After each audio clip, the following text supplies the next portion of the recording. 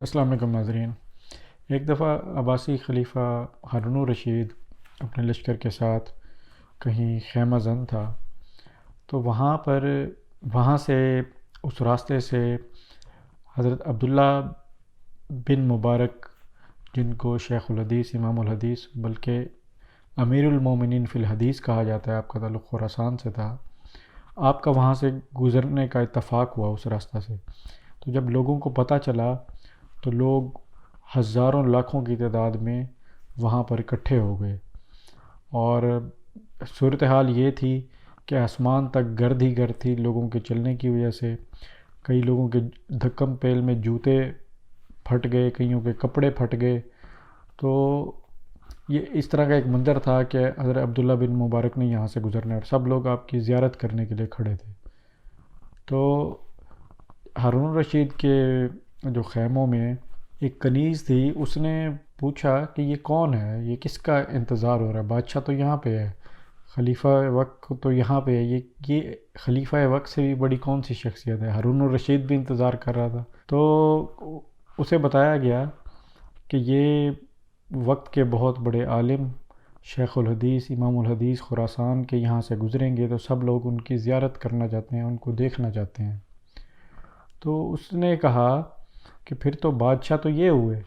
دوسرے بندے نے کہا وہ کیسے؟ اس نے کہا وہ اس طرح کہ عوام پر تو کوئی زور زبردستی نہیں ہے، ان کو زبردستی نہیں لایا گیا، کوئی حکومتی اس کے انتظامات کے تحت تو نہیں لایا گیا، لوگ تو اپنی مرضی سے آئے ہیں خوشی سے، جبکہ بادشاہ کا استقبال اور بادشاہ کے لیے لوگوں کا کھڑا ہونا یا جمع ہونا، وہ تو ایک انتظامی عہدوں کی وجہ سے ہوتا ہے، وہ اس روب کی وجہ سے ہوتا ہے، اس حکومت کی وجہ سے ہوتا ہے۔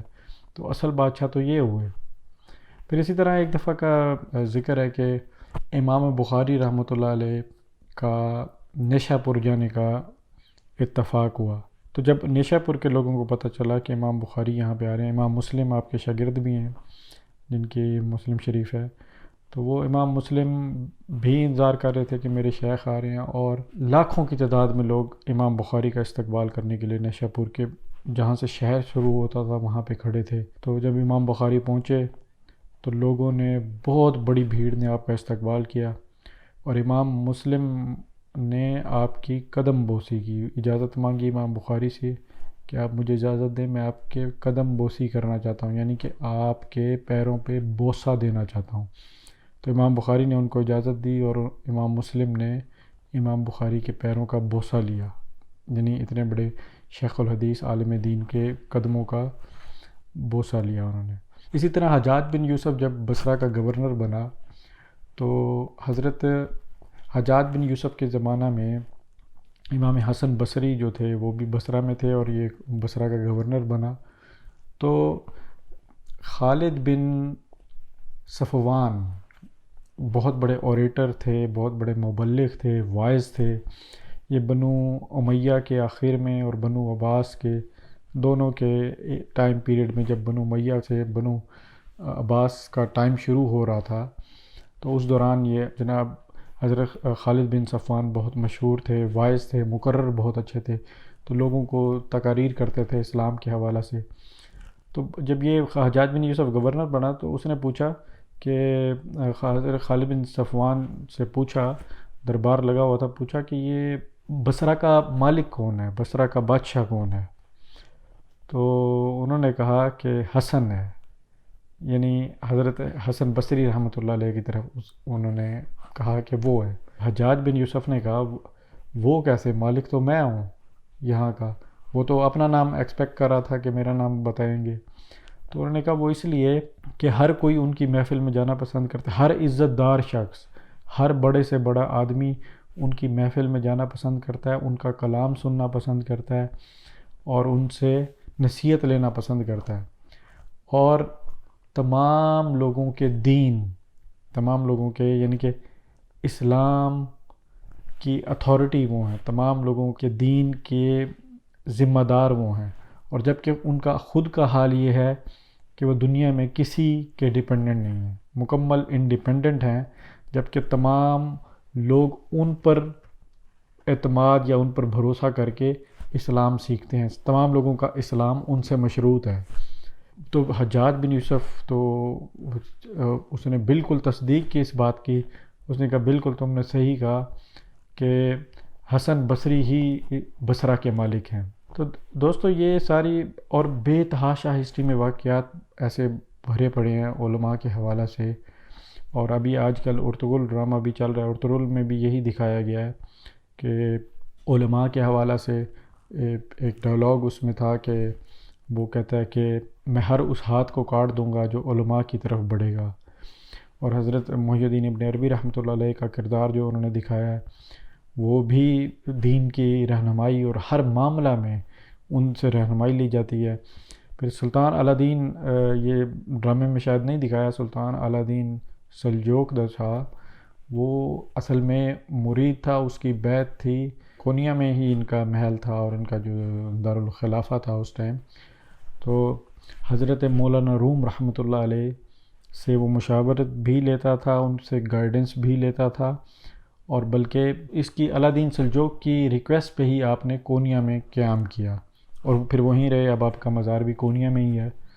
تو یعنی مغلوں سے لے لیں، شروع سے ہمارے علماء کرام کا جو احترام جو سلاطین نے دکھایا، تاریخ بھری پڑی ہے، میں کس کس کا ذکر کروں، اپنا سلطان محمود غزنوی کا کروں، شہاب الدین سہروردی کا کروں، کس کس کا ذکر کروں، شیخ ابو الحسن فرقانی رحمۃ اللہ علیہ کے پاس سلطان محمود غزنوی کا جانا، ان سے ملاقات کرنا، ان سے نصیحت کرنا، مامون رشید کا حضرت فضیل ابن عیاض کے پاس جانا، یعنی جگہ جگہ تاریخ بھری پڑی ہے۔ اب یہ سارے واقعات ذکر کرنے کا اصل مقصد یہ ہے کہ جب سے پاکستان بنا ہے تو علماء کرام کے حوالہ سے جو ہمیں دیکھنے کو مل رہا ہے، وہ جگہ جگہ ان کی تذلیل، ان کی توہین، ان کو نچلے درجے کا شہری حکومت کی طرف سے، عوام کی طرف سے نہیں، عوام بے شک ان کو رسپیکٹ دیتے ہیں، ہم حکومت کی بات کر رہے ہیں، اور یہ سارے جو میں نے واقعات بتائی یہ حکومتوں سے ریلیٹڈ ہے، عوام سے نہیں۔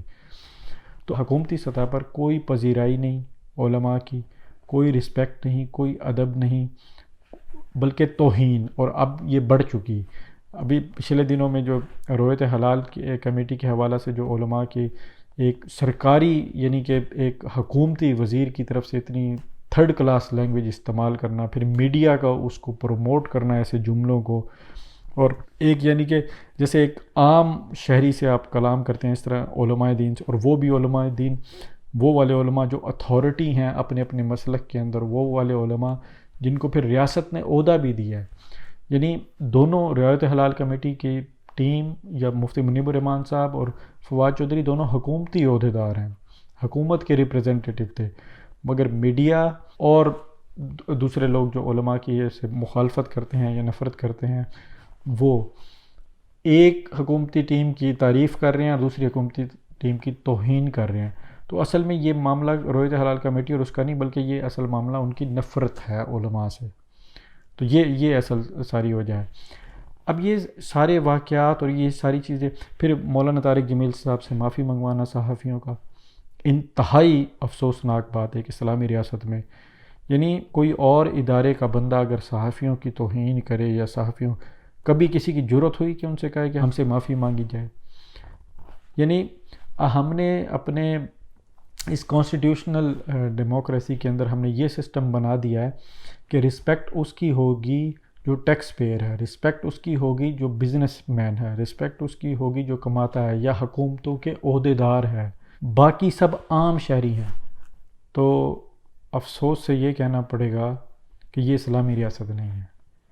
اسلامی ریاست میں علماء اتھارٹی ہوتے ہیں، علماء انبیاء کے وارث ہیں، علماء کرام کو حضور پاک صلی اللہ علیہ وسلم نے بنی اسرائیل کے انبیاء سے تشبیہ دی ہے۔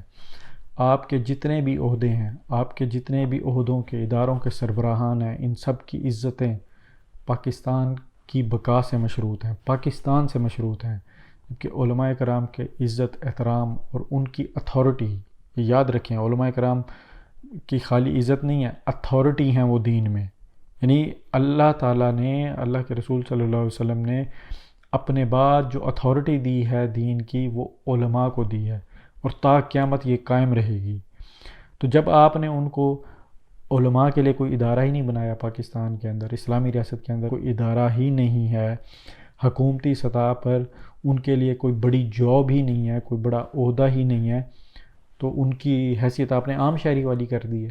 یعنی عام شہری کو کوئی بھی کوئی کچھ کہہ سکتا ہے تو اس کا نوٹس نہیں لیا جاتا. تو اسی طرح علماء کو کوئی گالیاں بکے، علماء کو کوئی تذلیل کرے، کوئی ٹاک شو میں بلا کے ان کی انسلٹ کرے، کوئی نوٹس نہیں لے گا، کیونکہ ان کا کوئی عہدہ ہی نہیں ہے، وہ عام شہری ہیں. یہ انتہائی افسوس کی بات ہے کہ علماء عام شہری نہیں ہیں اسلامی ریاست کے. علماء عام سٹیزن نہیں ہیں، وہ اتھارٹی ہیں ہر اس ریاست کے اندر جہاں اسلام پریکٹس ہوگا. یہ اسلام ابھی پریکٹس نہیں ہو رہا نا، تو اس لیے وہ اتھارٹی ان کی ختم ہے ایک قسم کی. عوام ان کو عزت دیتے ہیں کیونکہ وہ ان کو قرآن اور حدیث سناتے ہیں. عوام کا عزت دینا اہم نہیں ہے، ریاست کا عزت دینا اہم ہے. کیا ہمارے پاکستان کے اندر علماء کے لیے جابز نہیں کریٹ کی جا سکتی؟ عمران خان صاحب نے ابھی بات کی تھی کہ علماء کو گورنمنٹ سپورٹ کرے گی، اور اصل میں علماء کی کیا سپورٹ ہے؟ کیا آپ ان جو بڑے علماء ہیں، تمام مسالک کے جتنے بڑے علماء ہیں جو اپنے اپنے مسلک میں اتھارٹی کے طور پہ جانے جاتے ہیں، کیا ان کو اعزازی عہدے نہیں دیے جا سکتے؟ کیا جتنی یونیورسٹیاں ہیں بڑی بڑی سرکاری کے، کیا کسی یونیورسٹی نے اور کسی عالم دین کو ڈاکٹریٹ کی ڈگری دی، اعزازی ڈگری دی؟ بلکہ تمام یونیورسٹیز میں، کالجز میں ان کے تو اعزازی عہدے ہونے چاہیے، مشاورتی عہدے ہونے چاہیے. اور پھر جب پہلے جامعات کا تصور تھا، جو یونیورسٹیاں بن گئیں، وہاں پر یہ اسلامیات پڑھانے والے ایم اے اسلامیات نہیں ہوتے تھے، شیخ الحدیث، شیخ التفسیر، یہ لوگ ہوتے تھے، بڑے بڑے علماء جنہوں نے دین پراپر پڑھا ہے. یہ عربی پڑھ کے، اردو پڑھ کے، اوپن یونیورسٹی سے پڑھ کے یہ جو لیکچرار لگ جاتے ہیں، وہ پھر لاکھوں روپے تنخواہیں لیتے ہیں. تو علماء کرام کو جب تک آپ اتھارٹی نہیں بنائیں گے دین کے اندر، ان کی رسپیکٹ کوئی نہیں کرے گا. کیا علماء کرام کے لیے پاکستان جو ایک اسلامی ملک ہے، کیا اس کے لیے کوئی قانون سازی نہیں ہو سکتی؟ کیا علماء کرام کے لیے ہمارے آئین میں کوئی ایسا آرٹیکل ہے کہ جن سے ان کی شہریت، ایک خصوصی شہریت ملے انہیں؟ کیا یعنی جو عہدوں کے جو اداروں کے عہدے داران ہیں، بڑے یا سربراہ ہیں، ان کی حد تک عزت کا قانون ہے؟ کیا علماء کرام کی کوئی حد تک عزت کا قانون ہے؟ کیا علماء کرام کے لیے آپ کہتے ہیں علماء کرام نے کیا کیا؟ بھائی آپ نے ان سے کام کیا لیا؟ علماء کرام تو ایک مذہب کا جو دین اسلام جو ایک مکمل ضابطہ حیات ہے، اس کے اندر ایک جو مذہب کا چیپٹر ہے، یا مذہب کا جو جز ہے جس میں عقیدہ اور یہ ہے، وہ پڑھا رہے ہیں. کیونکہ ریاست کو باقی معاملات کی ضرورت ہی نہیں ہے، ریاست نے تو اسلام پریکٹس کرنا ہی نہیں ہے، اسی لیے وہ ایک قسم کا کارنر ہو چکے ہیں. تو کیا پاکستان کے اندر علماء کرام کے لیے ایک کانسٹیٹیوشنل ادارہ نہیں بن سکتا جہاں پہ علماء بالکل اسی بیوروکریسی کی طرح، جیسے ججز ہیں ہمارے، جج آرمی کے لوگ ہیں، دوسرے سلیکشن پروسیس کے تھرو آئیں اور کیونکہ ہم اسلام پریکٹس نہیں کرنا چاہتے. جب ہم اسلام پریکٹس نہیں کرنا چاہتے تو اسلام کی تعلیم ہی irrelevant ہو گئی ہے. اگر کوئی پڑھے گا بھی صحیح تو اسے جاب کہاں ملے گی؟ ادارہ ہی کوئی نہیں ہے پورے پاکستان کے اندر، پورے اسلامی ملک کے اندر کوئی ادارہ ہی نہیں ہے. تمام اسلامی ملکوں کا خیر یہی حال چل رہا ہے. علماء کرام کے اندر حالانکہ وہ پرائیویٹ بزنس اور پرائیویٹ این جی او کے تحت ایک اسلام کے سارے معاملات لے کے چل رہے ہیں، پھر بھی آپ دیکھیں ان کی انتظامی صلاحیتیں دیکھیں. کیا کسی پولیٹیکل پارٹی میں اتنی بہترین انتظامی صلاحیتیں ہیں؟ کوئی جلسہ کرنا ہو، کوئی آرگنائز کرنا ہو کوئی مسئلہ، علماء کرام جن کو آپ کہتے ہیں نا کہ ان کے پاس تعلیم نہیں ہے، اتنی بہترین انتظامی صلاحیتیں ہیں ان کے اندر. کوئی پرائیویٹ ادارہ ان کا مقابلہ نہیں کر سکتا انتظامی صلاحیتوں میں. آپ دیکھ لیں، یہ جو سو کالڈ پڑھے لکھے ہیں، یہ سب پولیٹیکل، یہ فیل ہیں ان کے آگے. جو ان کے اندر انتظامی صلاحیتیں ہیں، لاکھوں کے مجمع کو وہ کنٹرول کر لیتے ہیں. اور پھر ان کا جو ہزاروں کی تعداد میں بلکہ لاکھوں کی تعداد میں جو مدارس ہیں اور مساجد کا نیٹ ورک ہے، وہ بغیر کسی گورنمنٹ کے ہیلپ کے، بغیر کسی گورنمنٹ کی گائیڈ لائنز کے، وہ اتنے منظم طریقے سے وہ چلا رہے ہیں. تو یہ کوئی چھوٹی بات ہے؟ یہ یعنی گورنمنٹ کی سرپرستی کے بغیر. پھر آپ نے مذہبی امور کی وزارت بنائی ہوئی ہے، پھر آپ نے اوقاف کا محکمہ بنایا ہوا ہے، پھر آپ نے اسلامی نظریاتی کونسل. کیا یہ دین کی اشاعت کے لیے بنے ہیں یا دین کو فیسیلیٹیشن کرنے کے لیے بنے؟ بالکل قطعی نہیں، بلکہ یہ دین کو، آپ نے اسلام کو کنٹرول کرنے کے لیے بنے ہیں. بالکل جیسے یورپ، امریکہ، ان ممالک کے اندر بھی تو علماء کو یہ لوگ جاب دیتے ہیں نا. کیا یہ علماء کی عزت یا دین سکھانے کے لیے جاب اس لیے نہیں دیتے یہ اس مسلم کمیونٹی کو کنٹرول کرنے کے لیے جابز دی جاتی ہیں کہ مسئلہ ہو تو ان کو ہم آگے کر دیں گے، یہ کنٹرول کریں گے، ان کے معاملات دیکھنے کے لیے، کمیونٹی کو ایڈریس کرنے کے لیے۔ وہی حال اسلامی ریاست میں ہے، یعنی مذہبی امور کا وزیر اس لیے پاکستان میں ہوتا ہے کہ کوئی ریلیجیس گروپ یا کوئی ریلیجیس جماعت کوئی گورنمنٹ کے خلاف مسئلہ نہ کر دے تو وہ وہاں جا کے ان کو کنٹرول کرے گا، ساز باز کرے گا کوئی، وہ یہ مذہبی امور کی وزارت ہے۔ اسلامی نظریاتی کونسل کا کیا کام ہے؟ ہر اس فتوے کے اگینسٹ ایک نئی تحقیق لا کے ایک نیا فتویٰ جھاڑ دینا ہے گورنمنٹ کی طرف سے، یعنی کہ جو گورنمنٹ کی ریکوائرمنٹ کو پورا کرے، اسلام کو نہیں، گورنمنٹ کی ریکوائرمنٹ کو پورا کرے، وہ یہ کام کر رہی ہے۔ یعنی گورنمنٹ نے ہر غیر اسلامی فتوے کے اوپر شرعی لیبل اسلامی نظریاتی کونسل سے لگوانا، جی تحقیق ہو گئی ہے تو، اور پیچھے رہ کیا جاتا ہے۔ ایک پارلیمنٹ کا ادارہ ہے، وہاں پہ آپ پارلیمنٹ میں ہر بندہ جو ایک بندہ جو جس کا دین سے قطعاً کوئی تعلق نہیں ہے، ایون معذرت سے اقلیتیں یعنی کہ نان مسلم بندہ بھی ووٹ لے کے پارلیمنٹ میں جاتا ہے تو تھوڑا سا وہ عزت دار بنتا ہے۔ تو علماء کرام کو بھی جہلا ووٹ دیں، جس میں کو بھی آپ مینوپولیٹ کرتے ہیں، وہ جب جہلا ووٹ دیں گے تو پھر وہ عزت کے قابل بنتے ہیں کہ یہ پارلیمنٹیرین ہے۔ انتہائی افسوس کی بات ہے، علماء کی عزت یعنی کہ ووٹوں کے تھرو ان کو مل رہی ہے عزت، قطعاً ایسا اسلامی ریاست میں نہیں ہو سکتا۔ علماء بالا تر ہیں ان چیزوں سے، یعنی جہلا، یعنی ہمارے فقہاء نے لکھا ہے کہ عوام کی بھی ایک تعریف ہوتی ہے، عوام کی بھی ڈیفینیشن ہوتی ہے۔ عوام، ہمارے فقہاء نے اس کو لکھا ہے جو صحیح اور غلط میں، اچھے اور برے میں تمیز کر سکے، وہ عوام ہے۔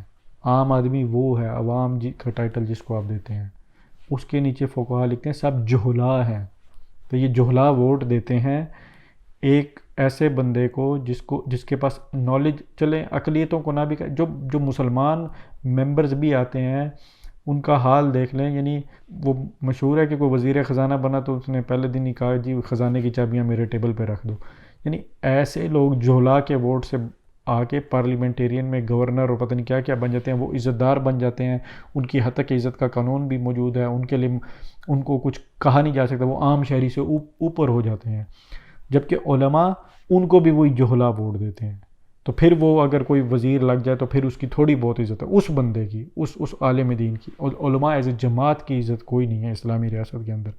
یہ حقیقت باتیں ہیں اور یہ بڑی تلخ باتیں ہیں۔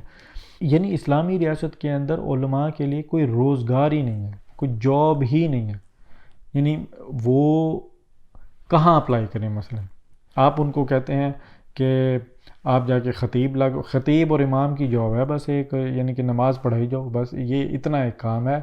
اور ویسے اسلام پڑھانے کے لیے، اسلام پریچ کرنے کے لیے، اسلام کے حساب سے مسائل کو حل کرنے کے لیے ان کے لیے کوئی قطعاً پاکستان کے اندر جاب نہیں ہے۔ جب جاب نہیں ہے، وہ ٹیکس پیئر نہیں ہے، وہ خیراتی ادارے چلاتے ہیں، پیسے مانگ کے وہ گزارا کرتے ہیں اور وہ دین پڑھا رہے ہیں لوگوں کو۔ تو وہ یعنی عزت کو ہم نے کانسٹیٹیوشن کے اندر ایک ہم نے لیگلائزڈ کا طریقہ یہ ہے کہ آپ ٹیکس پیئر ہیں، آپ ریاست کے اگر اچھے شہری بننا چاہتے ہیں، آپ کا سٹیٹس اوپر اگر آپ چاہتے ہیں تو ہو، تو آپ کنٹریبیوٹ کریں۔ اور علماء کیسے کنٹریبیوٹ کریں؟ کوئی ادارہ ہی موجود نہیں ہے۔ کیا اگر کوئی عالم دین ان کا ادارہ ہو، کانسٹیٹیوشنل ادارہ ہو، اور اس کا ہیڈ صاحب ذرا عالم دین ہی ہوگا، تو پھر اس کی حد تک عزت کا کوئی قانون بنے گا نا؟ اب وہ نوٹس لے گا نا فواد چودھری جیسے لوگوں کا، یا وہ نوٹس لے گا نا حامد میر جیسے صحافیوں کا کہ آپ نے کیسے مولانا طارق جمیل کو کہا کہ آپ معافی مانگو؟ یہ سارا دن بیٹھ کے جھوٹ بولتے ہیں یہ لوگ، ان سے کسی نے پوچھا کہ معافی مانگو؟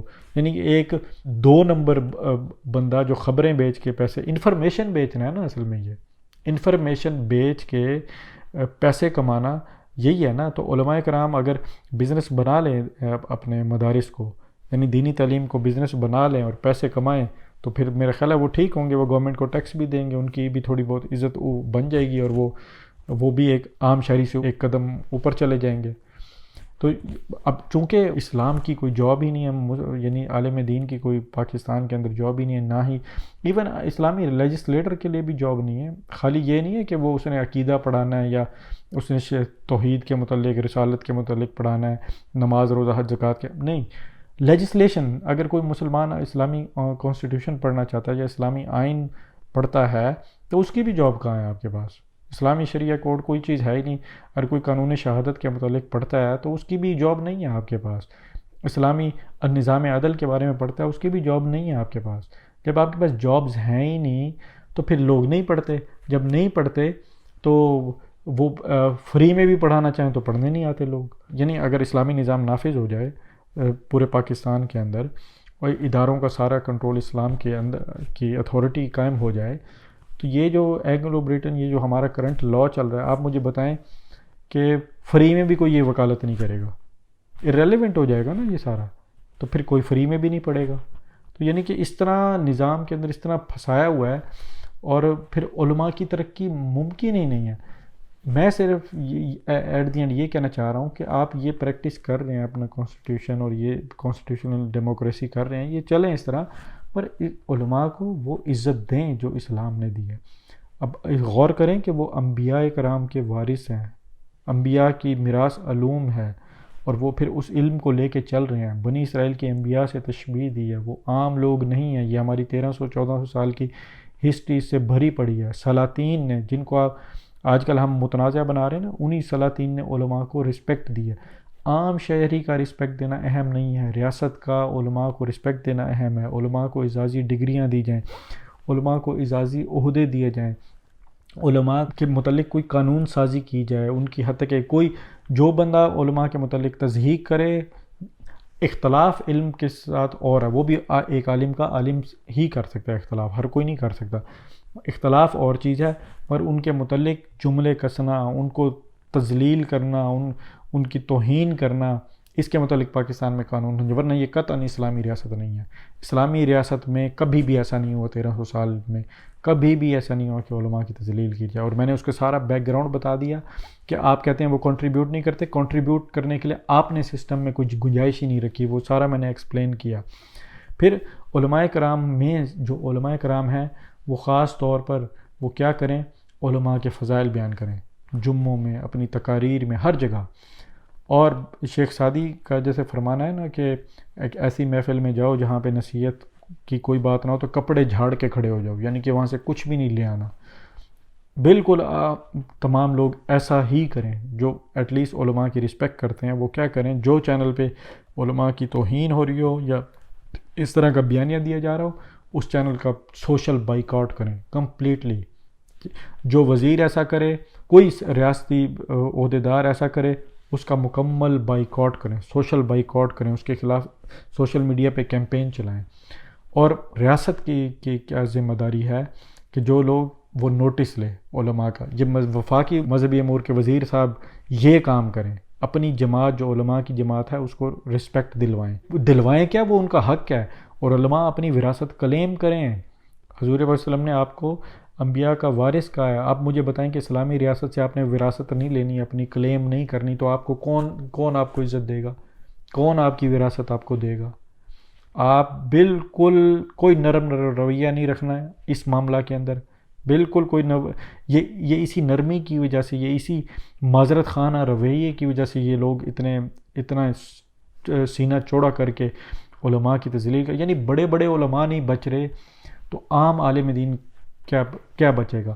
اگر جو اعتراض کرتا ہے کہ جی علماء، دیکھیں آپ نے کوالٹی کنٹرول کا اگر سسٹم بنانا ہے تو آئین میں اداروں کے تھرو یا کوئی ایسا قانون بنائیں جس میں علماء کی عزت ہو، علماء اتھارٹی جب آپ بنائیں گے تو علماء کے اندر کوالٹی کنٹرول آ جائے گا، خود بخود آ جائے گا۔ یعنی ابھی آپ ایسے علماء آتے ہیں جن سے آپ کہتے ہیں کہ یہ ایسی زبان استعمال کرتے ہیں یا ایسا یعنی جو ہر مسلک میں چھوٹے امام مسجد ٹائپ لوگ ہوتے ہیں، ان کی تقاریر سے اگر آپ کو مسئلہ ہے تو جیسے میں نے کہا کوالٹی کنٹرول خود بخود ہو جائے گا۔ جب آپ ان کو اتھارٹی بنائیں گے، ان کو عزت دیں گے، ان کے حساب سے کوئی قانون سازی کریں گے، تو یہ علماء خود ایسے لوگوں کی گرفت کریں گے۔ فی الحال تو وہ سمجھتے ہیں کہ کوئی بندہ بھی ہمارے حق میں بولے گا تو وہ اس کو بولنے دیتے ہیں۔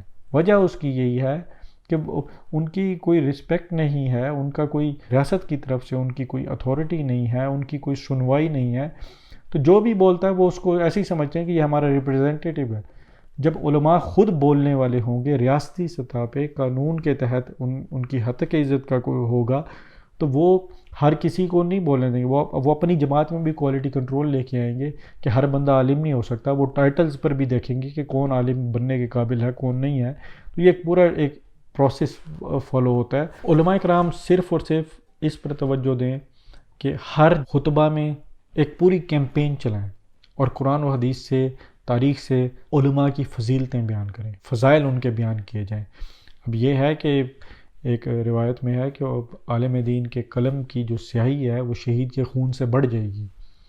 یعنی قرآن اور حدیث تو بھرا ہوا ہے علماء کے، اور یہ یاد رکھیں کہ پوری امت کے جتنے بھی ممکنہ عہدے ہیں، ایون سلطان، خلیفہ، جتنے بھی عہدے ہیں، صرف علماء کی جماعت واحد جماعت ہے جن کے فضائل بیان ہوئے ہیں۔ باقی تمام کو تنبیہ کی گئی ہے کہ اپنی ذمہ داری صحیح نبھاؤ، علماء کی فضیلتیں بیان ہوئی ہیں، اور میرا نہیں خیال کہ کسی اور عہدے کی یا اس کی فضیلت بیان ہوئی ہو۔ حضور پاک صلی اللہ علیہ وسلم نے فرمایا کہ اگر یہودیوں کے جو 10 ان کے علماء تھے نا، 10 عالم دین، حضور نے فرمایا کہ اگر وہ بھی مجھ پر کلمہ پڑھ لیتے، مسلمان ہو جاتے، تو روئے زمین پر کوئی یہودی نہ بچتا۔ یعنی عالم دین کی اتنی اہمیت ہے کہ حضور نے فرمایا کہ اگر 10 بھی مجھ پر پڑھ لیتے نا، وہ علماء سو ہی تھے، تو ایٹ دی اینڈ پوائنٹ تو یہ ہے کہ علماء کی اہمیت اتنی اتھارٹی ہوتی ہے ان کے پاس، اور حضور نے تو ویسے ہی بتا دیا کہ یہ میرے وارث ہیں۔ تو لہٰذا علماء کرام کے حوالے سے ریاست کو یہ نوٹس لینا چاہیے ان چیزوں کا، اگر یہ چیزیں ریپیٹ ہوتی رہے۔ اب جو ان کے اختلافات ہیں نا، یہ جو جس کو فرقہ واریت کے ایک کمپین بنایا ہوا ہے، انشاءاللہ میں اس پہ بہت ساری ویڈیوز بنا چکا ہوں، اور اس فراڈ کو، یہ جو علماء پر الزام ہے، اس کو میں بالکل ایکسپوز کروں گا۔ لہٰذا انشاءاللہ میں کوشش کروں گا کہ مزید اس پر ویڈیوز بناؤں، اور آپ سے درخواست ہے کہ آپ اس ویڈیو کو زیادہ سے زیادہ پھیلائیں، علماء اکرام تک یہ باتیں پہنچیں، تاکہ علماء اپنے خطبوں میں، ہر چیز میں اپنی جماعت کے فضائل بیان کریں جو رسول اللہ صلی اللہ علیہ وسلم اور قرآن پاک نے بتائے ہیں، وہ زیادہ سے زیادہ عوام تک پہنچائیں۔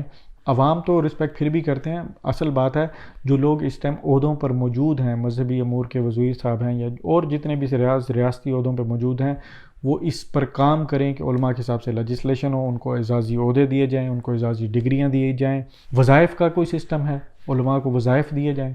یعنی علماء کیوں مانگ کے لوگوں کو پڑھائیں؟ پڑھانے تو آپ ان کو دیں نا عہدوں میں۔ اور یہ بھی ایک لوگوں کے اندر بڑی غلط فہمی ہے کہ علماء کرام کوئی ہمیں، یعنی کہ فورن پالیسی بنانی ہے، یا ٹریڈ کی کوئی پالیسی بنانی ہے، یا ہمیں کوئی لیجسلیشن کرنی ہے، اس میں ریاست تو اسلام پریکٹس نہیں کری، ان کی کیا جاب؟ علماء کی خالی جاب یہ نہیں ہوتی کہ مسائل بتانا، علماء سینسر بھی ہیں۔ یہ یاد رکھیں کہ اسلامی ریاست کے اندر جو اپوزیشن ہے نا، وہ علماء کرام ہیں، یعنی قرآن اور حدیث حکومت کی اپوزیشن ہے ایکچوئل میں، یعنی وہ فیصلہ کرتے ہیں کہ یہ صحیح ہے کہ نہیں ہے، تو وہ علماء ہوتے ہیں، اتھارٹی علماء کی ہوتی ہے، علماء گرفت کرتے ہیں۔ یعنی علماء اگر بے شک انہی پاکستانی قوانین کے تحت اگر ملک چل رہا ہے، تو علماء اگر موجود ہوں گے تو وہ عدل قائم کرنے میں، انصاف پر مبنی فیصلے پر حکومت کی رہنمائی بھی کریں گے، اور حکومت اگر انصاف پر مبنی فیصلے نہیں کرتی، بے شک اسی قانون کے تحت اگر نہیں کرتی، تو وہ اس کی گرفت کریں گے، اس کی رہنمائی کریں گے۔ یعنی علماء قسم کا سینسر کا کام بھی کرتے ہیں اسلامی ریاست کے اندر، اور یہ سلطان صلاح الدین ایوبی 200 علماء کو لے کے ساتھ چلتا، جہاں بھی جس کیمپین پہ بھی جاتا تھا، اور ہر یعنی تابعین سے لے کے جب تک ہماری آخری خلافت عثمانیہ قائم رہی ہے، علماء اتھارٹی ہوتے تھے ریاست کے اندر، یعنی وہی بیوروکریسی ہوتے تھے، وہی مین ڈیسیژن میکرز ہوتے تھے، وہ پاورز کا منبع ہوتے تھے۔ یعنی سلطان جتنے بھی ہیں وہ علماء کی مشاورت والے فیصلے کے خلاف قطعاً نہیں جاتے تھے۔ تو لہٰذا یہ ہمیں ماحول پیدا کرنا ہے اپنی ریاست کے اندر، جب اسلام نافذ ہوگا، یعنی علماء کو آپ جب عہدے دے دیں گے، علماء کے لیے جابز آ جائیں گی پاکستان کے اندر لیجسلیشن کے حساب سے، اور وہ جو عدالتی نظام کے حساب سے جتنا بھی اسلامی آئین بنتا ہے، تو وہ تو ان کی اتھارٹی تو ویسے قائم ہو جائے گی۔ فی الحال ان کو اسی انڈیویجول کیپیسٹی میں جس طرح وہ اپنا کام جاری رکھے ہوئے ہیں، ان کے لیے کوئی ہتک عزت کا قانون ہو، ان کی تذلیل کرنے والے چینل بین ہوں، ان کا پی ٹی اے نوٹس لے، ایسے وزیروں کو نکالا جائے جو یہ کام کریں، اور علماء کرام خود بھی اس کیمپین کو بڑی مضبوطی سے چلائیں۔ جزاک اللہ۔